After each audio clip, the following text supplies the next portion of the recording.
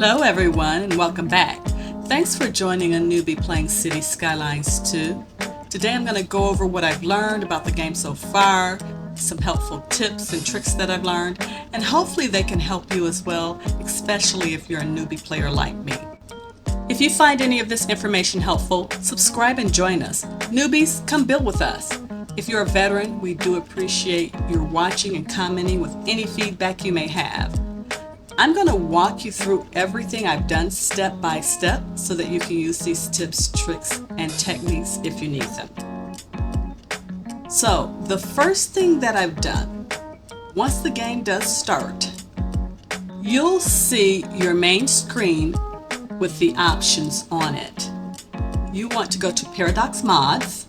Now, obviously, this is not for vanilla players, but people who want to customize their mods. And you're going to add a custom map.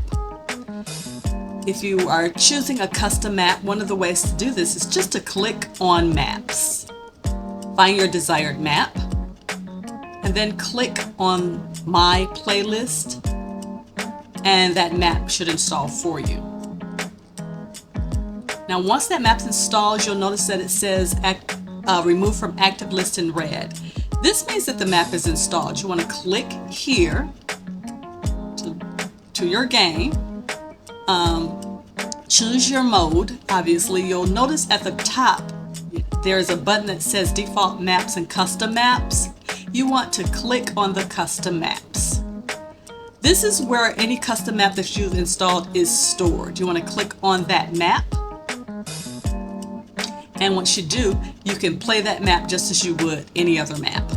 Number 2 is about wind and direction in the game. So wind and direction are important factors because of pollution that the industry can cause. Notice on this particular map, my wind direction is going from left to right or from west to east. If I were to build industry here, that pollution could flow over residential parts of the city. Now this could cause potential major issues, including health issues, pollution issues, or even economic issues. So you really do want to pay attention to your wind direction as you play through the game. Check this in the info view by clicking on the button that does say air pollution. You can also check ground and noise pollution. The next tip is about a mod called 529 Tiles. To see all the playable tiles, you could go to the bottom of the screen on the left here, click on Tiles, and it gives you a view of all 529 tiles.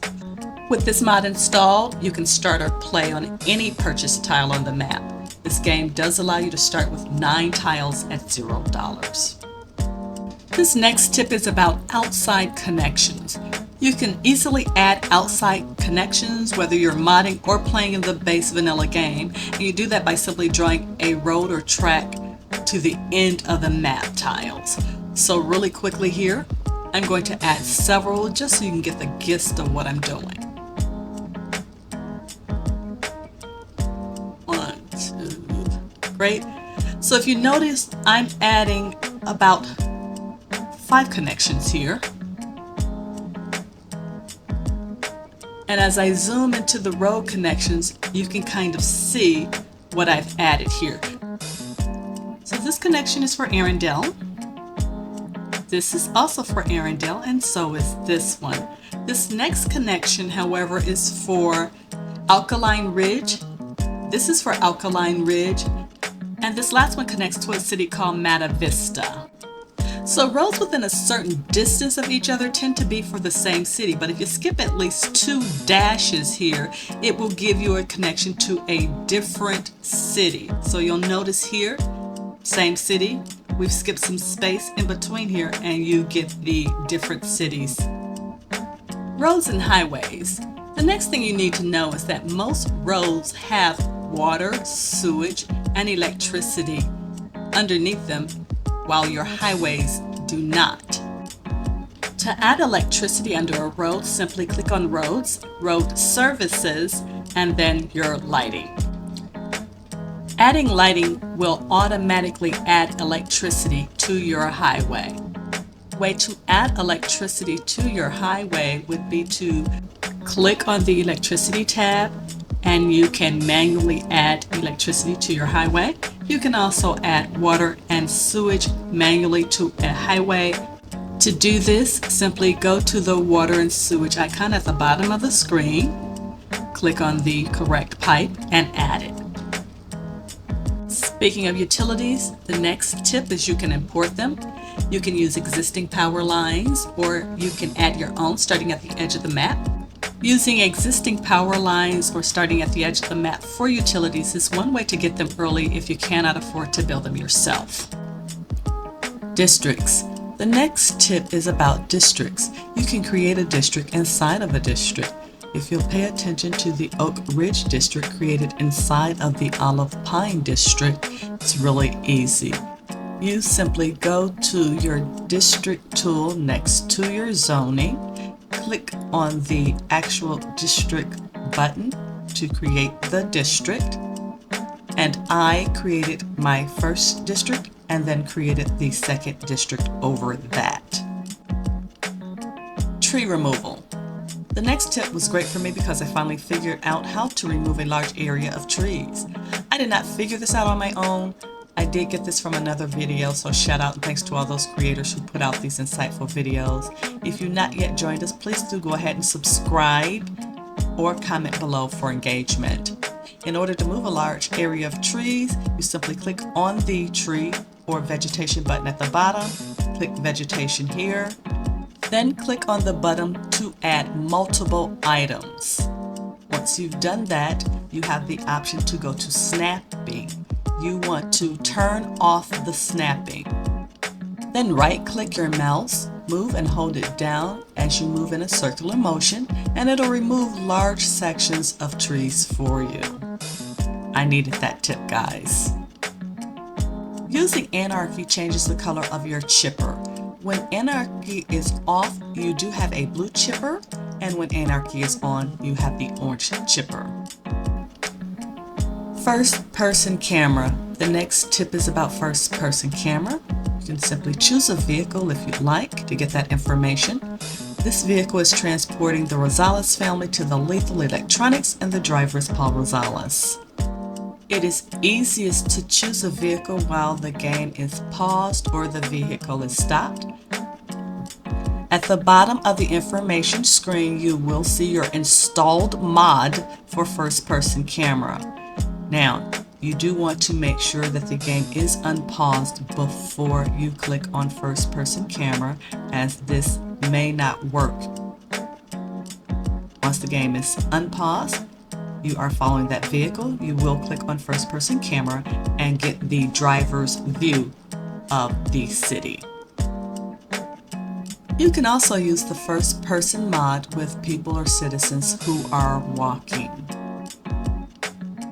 Industry. Too much industry early on can decrease the need for offices later. If you overbuild your industrial area with lots and lots of jobs, you will not have a need for offices, and people will tend to work in those industrial fields and they may not seek out higher education, so you do not have a balance. Watch your industrial building and growth. Upgrades. Some upgrades can be built more than once. I'll show you how. If I look at my landfill, which is under your garbage management, I click on landfill, then go to the bottom of my screen for my upgrades to the hazardous waste upgrade. Once I click on that, you'll notice the blue ring around, which means I can place this asset as many times as I need to within that blue ring. Parallel roads. The next tip allows you to draw two rows simultaneously. If I go into my small rows, you'll notice that it says parallel mode. This is a good tool for laying roads that are curved. So if you'll notice, as I lay down this stretch of road here and I decide to curve that road, I get perfect curves every time. If I want buildable areas in between the roads, I will simply go into the parallel mode and increase my offset.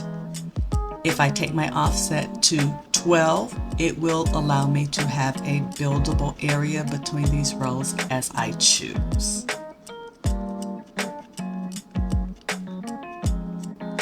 Highway intersections. You have the ability to build a highway intersection directly over the highway. So if I lay out a straight stretch of highway, and you do want a straight flat area as it's easiest to build the intersection over, I can simply find an intersection and I can literally lay it directly over the highway. It'll connect and change your information to a highway with minimal fuss. It is sometimes necessary to make small corrections, as you see here, but once these are done, bam, you have a functional highway that was done completely and correctly with minimal effort. Specialized industry. Specialized industry can help to add funds to your budget in the beginning of the game very quickly.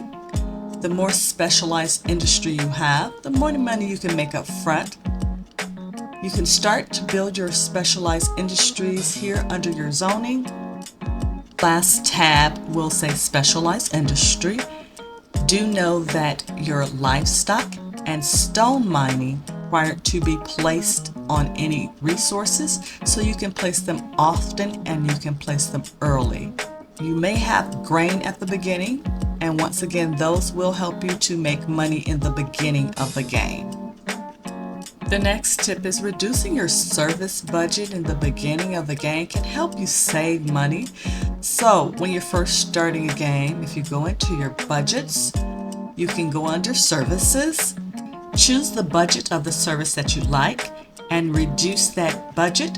I typically use 50% to start and save money, and increase the budget in the game for that service as needed. Exporting services. Exporting services early in the game can also help to increase your monies. Even if you cannot start with a geothermal power plant, you can start with different services at the beginning of the game. To help increase your money, you can add things like water pumps, utilities, power plants, and other things to an outside connection. Adding to an outside connection allows neighboring cities to use your extra utilities for a fee. Parking lots. Parking lots can add monies to your budget. Simply click on the parking lot after you've added it. You can increase the amount that people will pay to park from 10 cents typically to 50 cents. You can also increase the monies collected for street parking. Simply go into your district, click on the roadside parking fee. From here, you can increase or decrease your roadside parking fees. Taxation. Raising taxes in your budget as soon as you can typically help to increase your income. I only typically will raise my taxes to about 12% to start. I use 12% as sometimes your citizens will object, not move in or even move out if taxes are too high. You can also increase the budget of certain sectors individually. Under the residential tab, you'll notice I gave a 6% tax to my uneducated or poorly educated citizens as an incentive for them to move back into the city. This could also help to bring down my unemployment rate. The next tip comes from trying to learn how to build custom buildings. And this will require a mod that you can actually use to sink buildings into the ground or lift buildings above the ground. So you'll notice me placing this building here. I'm going to do it twice. And if I change my view a little here, if I click on that building, I can literally lower this building into the ground slowly. or I can reversely raise that building up. And I can raise that building up above the ground, as you'll notice me doing here. So to get this functionality, I did have to install a mod. This mod is called the Static Ploppables mod. It is in the Paradox mod store, and I had to get the dependency for this mod, and then I added the base game. Apparently you can add this mod for all of the DLCs as well. It will give you two icons here, so you'll notice both of those, and it gives you everything that's in the base game as a static. So from what I'm gathering, this portion of the building would not be usable, but it is strictly for building and giving you those custom buildings and beautiful looks that you see these fabulous creators use and make. I just want to thank everyone. I hope all of these tips and tricks that I've learned so far can help anyone, especially newbies like myself. I really wanted to put these together because I wanted to make sure that I knew how to make these custom buildings, and I knew how to remove those darn trees all at once. That was really difficult for me. So if you know of anything else that I could have added to the list, if you have any questions, if you want to know how to build anything or learn anything else, please make sure to ask those questions or put that information in the comments below. I'd love to have your feedback. We really did enjoy doing this video, so thank you so much and have a great day.